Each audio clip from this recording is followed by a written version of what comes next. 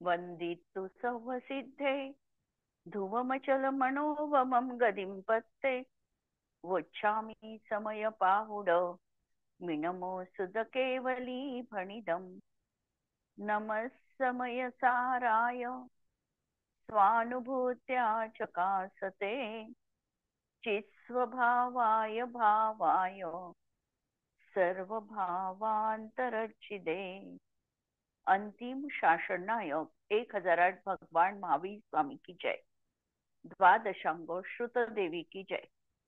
स्वाध्याय कक्ष संपेपर्यंत आपणा सर्वांना चतुर्विध आहाराचा त्याग असणार आहे। समयसार ग्रंथ आणि सर्व विशुद्ध ज्ञानाधिकार आम्ही बघतो आहे। काल आम्ही जसं बघितलं की रागद्वेष हे शुद्ध जीवामध्येही उत्पन्न होत नाही, तो त्याचा स्वभाव नाही।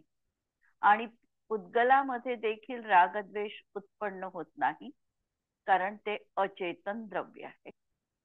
मग परत प्रश्न आला की मग रागद्वेष नेमके होतात कुणात?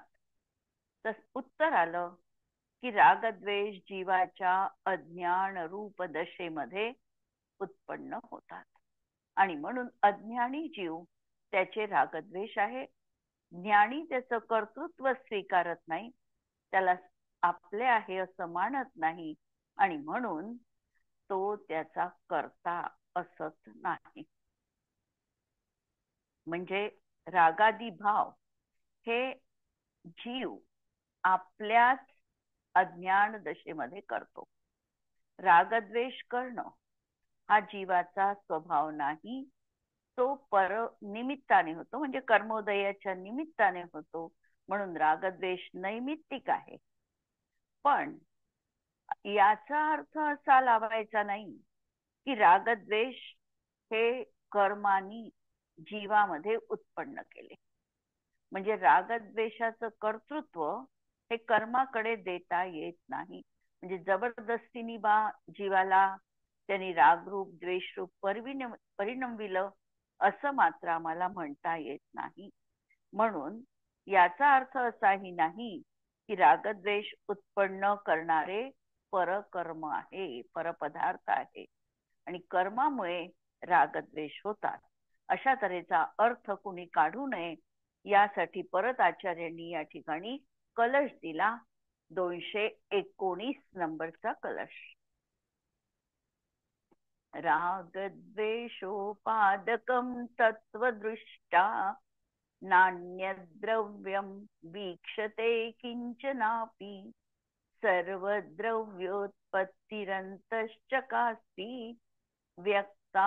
व्यक्तात्यन्तं स्वस्वभावेन यस्मात्। तत्वदृष्ट्या रागद्वेष उत्पादकम, रागद्वेषाला उत्पन्न करणारं न अन्य द्रव्यम वीक्षते किंचिन अपि, कोणतंही परद्रव्य जीवाला रागद्वेष उत्पन्न करणारं दिसून येत नाही। म्हणजे कर्म हे जीवाला रागद्वेष करवीत नाही, सरळ आचार्यांनी, किंवा परपदार्थ हे जीवाला रागद्वेष उत्पन्न करवत नाही। तर सर्व उत्पन्न करणाऱ्या ते चेतनाचेच परिणाम आहे। कारण असा युक्तिसंगत सिद्धांत आहे की सर्व द्रव्यांची उत्पत्ती ही आपल्याच स्वभावाने होत असल्यामुळे अंतरंगामध्ये अत्यंत प्रगट झळकते। म्हणजे अन्य द्रव्यामध्ये अन्य द्रव्याची उत्पत्ती होत नाही, जीवाची जीवामध्येच उत्पत्ती होणार आहे। कर्म त्या ठिकाणी उत्पत्तीसाठी कारण नाही। म्हणून रागद्वेष जीवाचेच परिणाम आहे, अन्य द्रव्य जीवामध्ये रागद्वेष उत्पन्न करू शकत नाही। कारण सर्व द्रव्याची उत्पत्ती आपल्या स्वभावानेच होते। एका द्रव्यामध्ये अन्य द्रव्याच्या गुणपर्यायांची उत्पत्ती होत नाही। जर आम्ही असं मानत असू की रागादी उत्पन्न करणारे परपदार्थ आहे, दुसऱ्या पदार्थामुळे जीवामध्ये रागद्वेष होतात, म्हणजे आम्ही व्यवहारामध्ये तर अशाच प्रकारचं मांडतो की त्या व्यक्तीने मला असं म्हटलं म्हणून मला राग आला. म्हणजे रागाची उत्पत्ती ह्या परद्रव्यामुळे, परव्यक्तीमुळे झाली. चालता चालता अचानक ठेच लागली. तर आम्ही काय म्हणतो, त्या ठेच लागल्याने मला राग आला किंवा दुःख झालं. म्हणजे आम्ही आमच्या सुखदुःखासाठी, रागद्वेषासाठी परव्यक्तीला, परवस्तूला जबाबदार ठरवितो आणि त्याच्याच मुळे मला राग आला. म्हणजे तो जणू काही राग उत्पन्न करायला समर्थ आहे असं आम्ही त्या ठिकाणी मानतो आणि तो माझ्यात राग उत्पन्न करवितो अशी आमची धारणा आहे. म्हणून कर्मामुळे रागद्वेष होतात. म्हणजे कर्म जीवात रागद्वेष करवितात.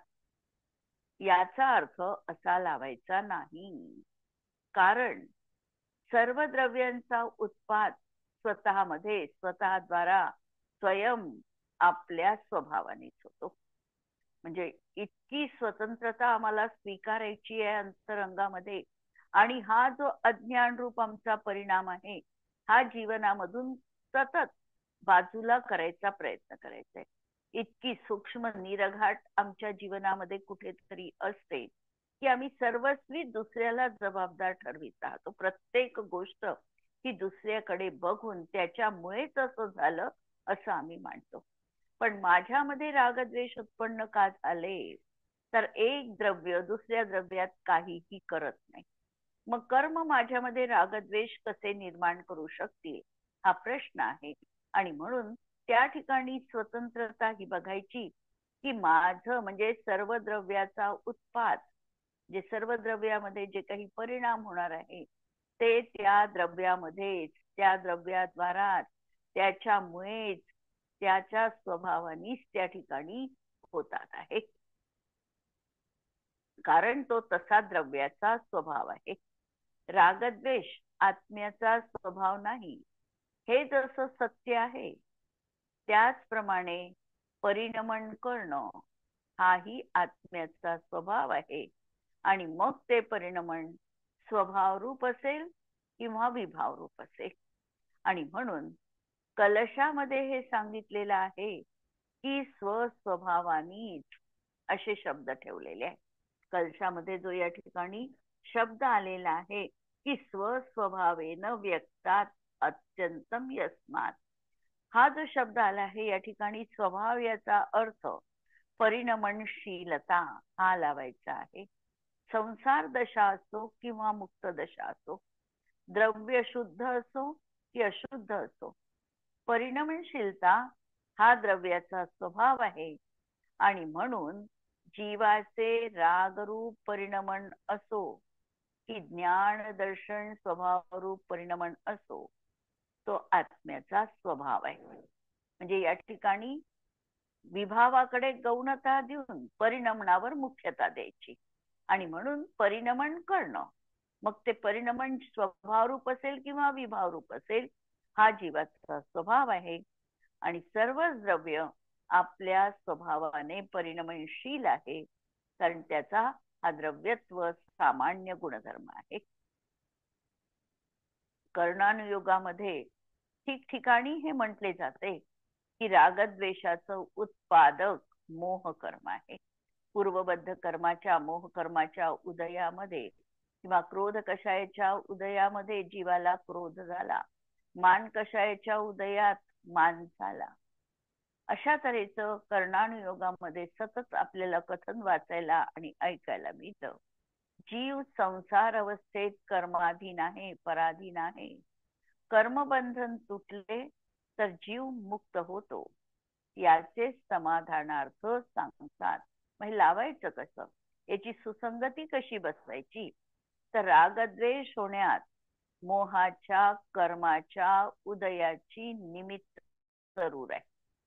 म्हणजे कर्णानुयोग म्हणेल की रागद्वेषाला कर्माने उत्पन्न केलं, पण समजायचं काय आहे की मोहनीय कर्माचा उदय असताना, म्हणजे त्याचं निमित्त कारण असताना जीव स्वतःमध्ये रागद्वेष उत्पन्न त्याचे झालेले आहे. म्हणून निमित्तता जरूर आहे, पण कर्म जीवामध्ये रागद्वेष उत्पन्न करू शकत नाही. वस्तुस्थिती अशी आहे की आत्मा जेव्हा आपल्या उपयोगाद्वारा परपदार्थाला इष्ट किंवा अनिष्ट बघतो, तेव्हा तो स्वयं कर्माच्या परपदार्थाच्या निमित्ताने रागद्वेष रूप परिणाम करतो. सिद्धांत काय लावायचा? आणि इतकं अत्यंत महत्वाचं वाक्य आहे किंवा याचा आशय आमच्या अंतरंगामध्ये स्पर्श झाला पाहिजे, भिडला पाहिजे. की कसा? की आत्मा आपल्या उपयोगाद्वारा परपदार्थाला इष्ट किंवा अनिष्ट बघतो, तेव्हा तो स्वयं कर्माच्या परपदार्थाच्या निमित्ताने रागद्वेष परिणाम करतो. पराला निमित्त करून हा जीव स्वयं रागी होतो, हा त्याचा अपराध आहे. परद्रव्य, ज्ञानावरणादी कर्म, शरीर, भोग सामग्री जीवाला बलात् अर्थात जबरदस्तीने रागद्वेष रूप परिणमवू शकत नाही. जीवाची विभाव परिणमन करण्याची शक्ती ही जीवाची आहे. रागद्वेषाच्या उत्पत्तीचं मूल कारण आपले स्वतःचे अशुद्ध उपादान आहे. विकार आपल्या षटकारकांनी त्या समयातल्या पर्यायीत उत्पन्न झालेला आहे. विकार आहे तर विकार देखील त्या समयातील त्याच्या योग्यतेमुळे जीवात झालेला आहे आणि त्याची षटकारकता तिथेही लावायची.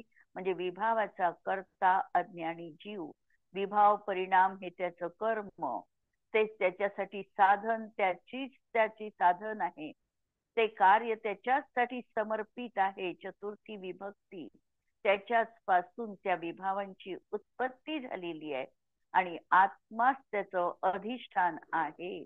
अशा तऱ्हेने षटकारकाची विभावांमध्ये देखील स्वतंत्रता आम्हाला बघायची आहे. आणि म्हणून विभाव होण्यासाठी जरी बाह्य निमित्त कारण कर्माचा उदय असला, म्हणजे अंतरंग निमित्त कारण आहे ते, कर्माचा उदय असला तरीही या जीवाची अशुद्ध उपादानगत योग्यता हे त्याचं वास्तविक कारण त्या ठिकाणी बघायचं आहे.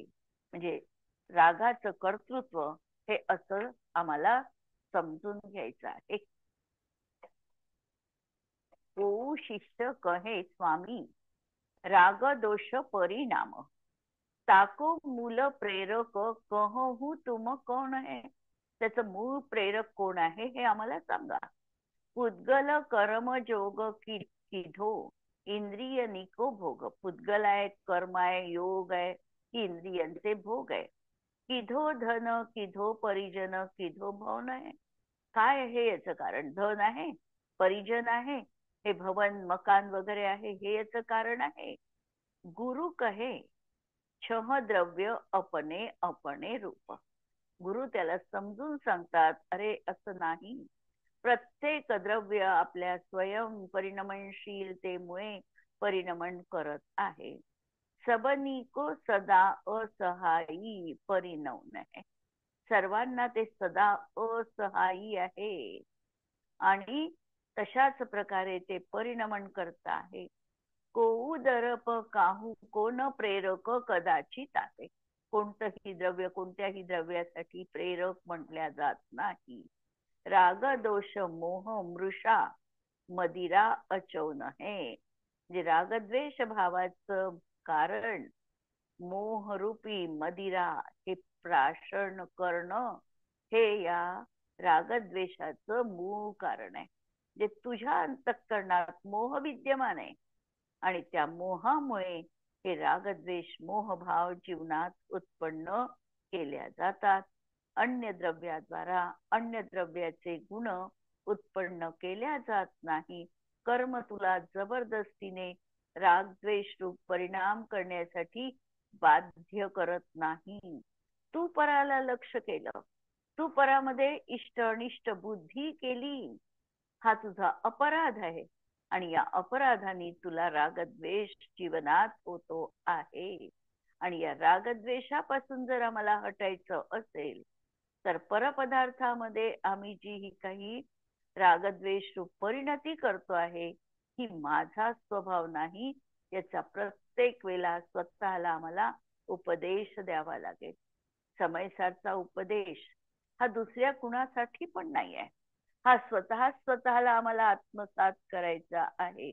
आणि म्हणून या प्रत्येक काठांवरचा आम्ही प्रयोग या ठिकाणी बघतो आहे, की जेणेकरून त्याची जर आम्ही सुरुवात केली की हे असं वागायचं आहे, निदान काही काळ तरी तो भाव आमच्या अंतरंगामध्ये दृढ राहिला, तर हे संस्कार आत्म्यावर वज्रलेपाप्रमाणे बनवू शकतात. यानंतर आचार्य गाथा ठेवत आहे, कुंद आचार्यांची 372 नंबरची गाथा आहे. अन्नदवियेण अन्नद वियस्य न कीरदे गुणुपादो तम्हादु संवदव्वा उपज्यन्ते सहावेन.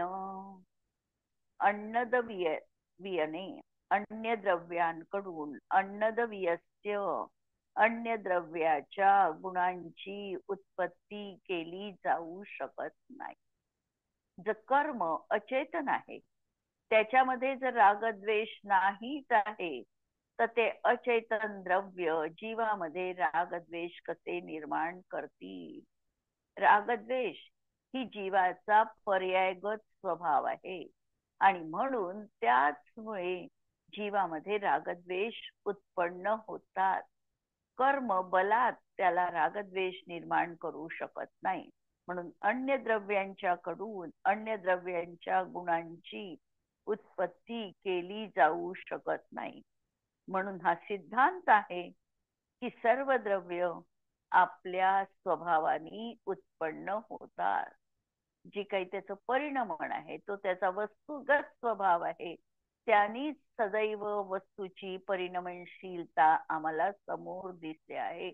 त्याच पर्यायी आम्हाला त्या ठिकाणी त्या द्रव्याच्या तशा सारख्या दिसतात आहे. परद्रव्य जीवाच्या रागादिकांना उत्पन्न करते अशी आशंका न करावी. म्हणून आम्ही एकांत त्या ठिकाणी असा कल्पायचा नाही की कर्माने जीवाला रागी केलं, काय करणार, कर्माचा उदय आहे म्हणून असं घडलं. अजिबात दुसऱ्यावर खापर देण्याचा चान्स समयसार मध्ये नाही. समयसारचा प्रत्येक गोष्टीसाठी स्वतःला जबाबदार ठरविणार आहे. त्याचं दुसरीकडे दुसऱ्या द्रव्याकडे लक्षच नाही. तो स्वतःमध्येच ती प्रत्येक गोष्ट घटित करतो आहे. स्वतःच्या अपराधाला तो स्वतःमध्ये शोधतो आहे. म्हणून रागादिकांना परद्रव्य उत्पन्न करतात होते कधीही म्हणणार नाही. कारण अन्य द्रव्याकरवी अन्य द्रव्याचे गुण निर्माण करणं हे अशक्य आहे, त्याचा योग नाही. सर्व द्रव्यांचा आपल्या स्वभावाने उत्पाद होतो, हीच गोष्ट दृष्टांताने स्पष्ट करतात. कलश अवस्थेच्या रूपाने उत्पन्न होणारी माती ही कुंभकाराच्या स्वभावाने उत्पन्न होते की मातीच्या स्वभावाने? प्रश्न उपस्थित केला की माती कलश रूप परिणत झालेली आहे, मातीचा कलश बनला. साधं वाक्य जर पाहायचं असेल तर मातीचा कलश बनला. यामध्ये कुंभकारांनी जरी त्या ठिकाणी कुंभकाराचं निमित्त कारण असेल, तर ती माती किंवा तो कलश कुंभकाराच्या स्वभावासारखा झाला का? तो चेतन बनला का? कुंभकाराचा स्वभाव चेतन रूप आहे. तो कलश चेतन बनला का? की तो कलश मातीच्या स्वभावासारखा झाला? माती जर अचेतन आहे तर कलशही अचेतन रूपाचाच होणार आहे. म्हणून कलश अवस्थेच्या रूपाने उत्पन्न होणारी माती ही कुंभकाराच्या स्वभावाने उत्पन्न होते की मातीच्या स्वभावाने? असे दोन पक्ष आहे.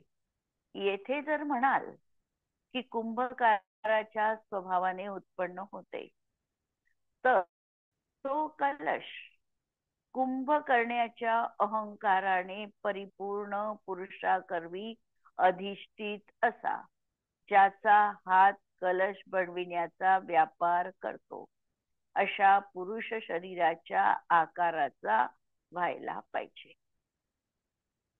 अनेक गोष्टी एका वाक्यात आचार्यांनी सांगून टाकलेल्या आहेत. पहिल्यांदा तर कुंभकार जो आहे हा कुंभकार कुंभ करण्याच्या अहंकाराने परिपूर्ण आहे, म्हणजे अज्ञान रूप अवस्थेत आहे. आणि अशा या पुरुषाकरवी तो हे मानतो आहे की मी कलश केला, म्हणजे कलशाचं कर्तृत्व कर्तेपण तो स्वतःकडे घेतो आहे.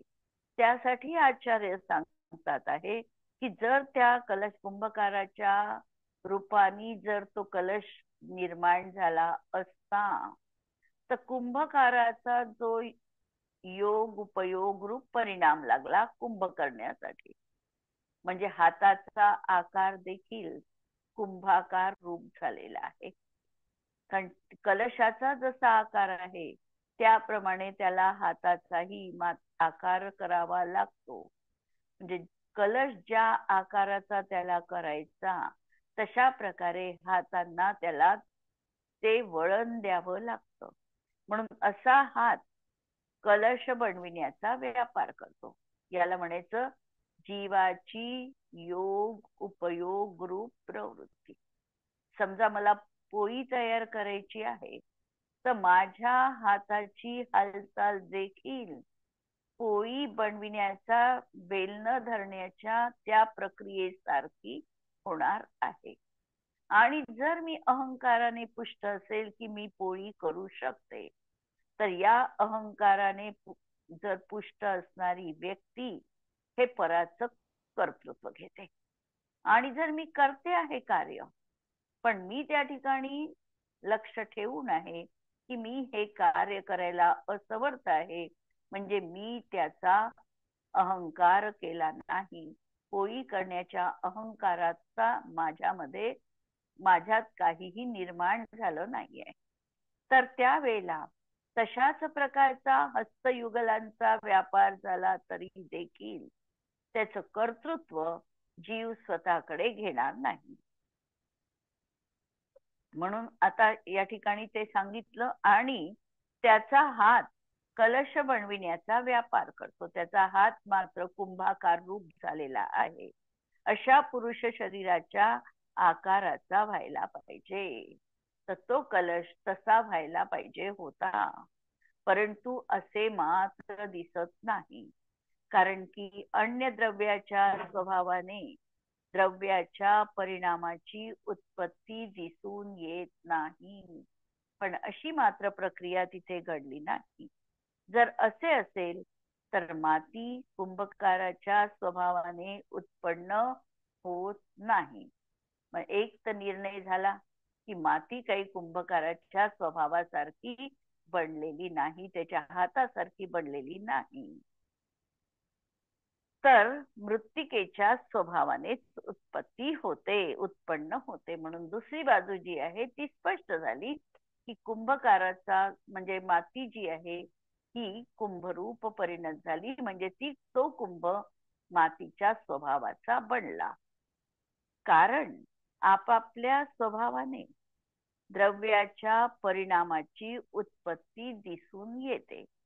असे असताना कलश मृत्तिकेच्या स्वभावाचं उल्लंघन करत नसल्याने कुंभकार कलशाचा उत्पादक नाही. आता त्या ठिकाणी मातीच कुंभरूप परिणत झालेली आहे आणि कुंभकार काही माती रूपाने परिणत झालेला नाही.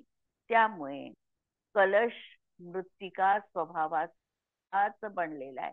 मातीचा स्वभाव कलशामध्ये आलेला आहे, तो त्याचं उल्लंघन करून कुंभकारापर्यंत जाऊ शकत नाही. म्हणून कुंभकार हा खऱ्या अर्थाने कुंभाचा उत्पादक करता नाही. तर कुंभकाराच्या स्वभावाला स्पर्श न करणारी माती आपल्या स्वभावाने कलश पर्याय रूपाने उत्पन्न होते. पण कुंभकाराच्या स्वभावाला मातीचा यत्किंचित देखील स्पर्श झालेला नाही, म्हणजे ती माती कधीही चेतन रूप होऊन परिणत झालेली नाही, तर ती आपल्या अचेतन स्वभावानी कलश पर्याय रूपाने उत्पन्न झालेली आहे. ह्याप्रमाणे सर्वच द्रव्य आपल्या आपल्या परिणाम रूप पर्यायाने उत्पन्न होतात. आमच्या मनामध्ये सकाळपासून रात्री झोपेपर्यंत या गोष्टीचा आम्ही किती जीवनामध्ये प्रयोग करू शकतो हे आम्हाला बघायचंय. की सकाळपासून आम्ही जे जे काही कार्य करतो आहे याचं कर्तृत्व मला माझ्याकडे घ्यायचं नाही. प्रत्येकाची स्वतंत्र कर्तृपणाची जी शक्ती आहे ती त्याची त्या द्रव्यामध्ये आम्हाला लावायची आहे. पण आमच्या अंतरंगामध्ये परद्रव्याला परिणमिण्याचा हा वृथा अभिमान आहे. या अहंकाराने आम्ही परिपूर्ण आहोत आणि म्हणून आम्ही असं मानतो आहे की ह्या सगळ्या गोष्टी मी आहे म्हणून झालेल्या आहे. वास्तविकता आम्हाला स्वीकार करायची आहे. त्याच्यामधला अहंकार आम्हाला फक्त बाजूला करायचा आहे आणि ज्याचं त्याच्यामध्ये परिणमन होत आहे ही गोष्ट सूर्यप्रकाशाप्रमाणे आम्हाला स्पष्ट आता दिसायला हवी आहे. कारण आचार्यांचा ज्ञान प्रकाश सर्वत्र फैलला आहे आणि त्या प्रकाशामध्ये अशा तऱ्हेचं आम्हाला प्रत्येक वस्तूची स्वतंत्र अभिव्यक्ती स्वतंत्र पर्यायी आमच्या डोळ्यासमोर दृग्गोचर होतात आहे. ही वस्तुस्थिती जीवनामध्ये आम्हाला स्वीकारता यायला पाहिजे. पण एका दिवसाच्या अभ्यासाने पण ही गोष्ट येणार नाही. या गोष्टीला वारंवार आम्हाला आमच्याच उपदेशाच्या माध्यमातून समजून सांगावं लागेल. जसं प्रत्येक वेळेला छडालाकारांनी दौल समजसून चेतसयाने छडाला लिहिली ती कुणासाठी? स्वतःसाठी. दौल समजसून चेतसयाने अशा प्रकारचे त्यांनी जे शब्द वापरले आहे तसे शब्द आमच्या अंतरंगामध्ये स्फुरायमान व्हायला पाहिजे की हे करते आहे. हे करत असताना याचं कर्तृत्व माझ्याकडे नाही, त्याचं त्याच्यामध्ये आहे आणि हे तू समजून घे, हे तू रट, याचाच तू अंगीकार जीवनात कर की जेणेकरून ही अनुभूती तुला प्राप्त होईल. पुढे उदाहरण तर सांगितलं, आता त्याच्याहून सिद्धांत सांगतात की ह्याप्रमाणे सर्व द्रव्य आपापल्या परिणाम रूप पर्यायाने उत्पन्न होतात. जर जगाची वस्तुव्यवस्था आम्ही अगदी काटेकोरपणे त्रयस्थ रूपाने अनुभवली, कोणत्याही तऱ्हेचं कुठेही झुकाव न देता एक मध्यस्थ होऊन जर आम्ही वस्तुतत्वाला पाहायला शिकत असू तर आम्हाला प्रत्येक वेळेला हे दिसतं की प्रत्येक द्रव्याचं ठराविक रूपाने तशाच प्रकारचं परिणमन उत्पन्न होत आहे. द्रव्याच्या पर्यायी उत्पन्न होतात आहे आणि नष्ट होतात आहे आणि यामध्ये देखील विशिष्ट अशा पद्धतीनेच त्याचा उत्पाद व्यय सुरू आहे. ती निमित्तभूत परद्रव्याच्या स्वभावाने उत्पन्न होतात की आपल्या स्वभावाने. मग प्रश्न जसा वर प्रश्न उपस्थित केला होता की माती कुंभकाराच्या स्वभावरूप झाली की माती मातीच्या स्वभावरूप झाली, याप्रमाणे इथे कार्य होत असताना ते कार्य कसं झालं? निमित्ताने उत्पन्न केलं म्हणून निमित्तासारखं झालं का, की ते त्याच्या उपादाना सारखंच झालं? एखादी रागीट व्यक्ती आहे आणि तिने कलश केला तर त्या कलशामध्ये त्या व्यक्तीचा राग गुण आला का, की मातीचाच गुणधर्म त्या कलशामध्ये आलाय? शांत परिणामवाली व्यक्ती असेल किंवा अत्यंत क्रोधी मानी अशी व्यक्ती असेल, कोणीही ते कार्य केलं तरीही त्याचा तो कषाय त्या वस्तूमध्ये गेलेला नाही. ती तर आपली स्वतंत्रता आहे. म्हणून तो द्रव्य स्वभावाने उत्पन्न होतात की पराच्या स्वभावाने? ती निमित्तभूत परद्रव्याच्या स्वभावाने उत्पन्न होतात. असं जर म्हणावं, जर आम्ही दुसरी बाजू मांडली केली की नाही, निमित्त जसं मिळालं आहे त्याप्रमाणे ते द्रव्य त्यावेळेला उत्पन्न होतं. तर त्या त्या द्रव्याचा परिणाम निमित्तभूत परद्रव्याच्या आकाराचा होईल. परंतु असे मात्र घडून येत नाही, कारण अन्य द्रव्याच्या स्वभाव रूपाने द्रव्याच्या परिणामाची उत्पत्ती दिसून येत नाही. असे जर आहे तर सर्व द्रव्य निमित्तभूत परद्रव्याच्या स्वभावाने उत्पन्न होत नाही. म्हणून अगदी सिद्धांत हा निघाला की सर्व द्रव्य हे आपापल्या स्वभावाने उत्पन्न होतात. ते परद्रव्याच्या निमित्ताच्या रूपाने स्वभावाने उत्पन्न होत नाही. कारण की स्वस्वभावाने द्रव्य परिणामाची उत्पत्ती दिसून येते. आणि असे आहे म्हणून निमित्तभूत असणारी परद्रव्य सर्वच द्रव्याच्या परिणामांचं उत्पादक होत नाही. म्हणून जे निमित्त आहे ते निमित्त रूप राहतं, ते परद्रव्य रूप परिणाम होऊ शकत नाही. तर ती सर्व द्रव्य निमित्तभूत अशा परद्रव्याचा स्पर्श देखील न करता आपल्या स्वभावाने आपल्या परिणाम रूपाने उत्पन्न होतात. आणि म्हणून परद्रव्याच्या स्वभावाला कोणतंही द्रव्य स्पर्श करू शकत नाही. त्यामध्ये ते काही टाकू शकत नाही, त्यामधलं काही काढू शकत नाही. जे ते द्रव्य आहे ते आपल्या स्वभाव रूप परिणमन त्याचं सहज सुरू आहे. आणि दोनचा जेव्हा समकाल येतो, काल प्रत्यासत्ती दिसते, त्यावेळेला याच्यामुळे हे असं झालं असं त्या ठिकाणी उपचरित कथन केल्या जातं. म्हणून परद्रव्य रूप पुद्गल कर्म हे जीवाच्या रागद्वेषादिकांचे उत्पादक आम्हाला आढळून येत नाही, की त्यामुळे परद्रव्यावर आम्ही रागवावे. म्हणून परद्रव्यानी जर होतच नाही तर परद्रव्यामध्ये राग करून क्रोध करून काय हासिल आहे? त्या ठिकाणी जर ते परद्रव्य तुझ्यासाठी काहीही टाकू शकलं नाहीये तर तू परद्रव्याला तुझ्या रागासाठी जबाबदार का ठरवितेस? वास्तविकतः ते तुझ्या रागासाठी यत्किंचितही कारण नाही आहे. आणि तरीही तू त्याला रागाचं उत्पत्ती कारण मानून त्या ठिकाणी परद्रव्यांमुळे असं झालं अशा प्रकारची तू विपरीत मान्यता मात्र करतो आहे. भावार्थ आणि स्पष्टीकरण आणखी उद्याला बघू. जिनवाणी के ज्ञान ते सूझे लोकालोक, सो जिनवाणी मस्तक नमो सदा देत हूँ घो. नमो अरिहंताणम नमो सिद्धाणम नमो आयर्याणम नमो वच्छायाणम नमो लोए सवसागुणम. सर्वांना जय जिनेंद्र.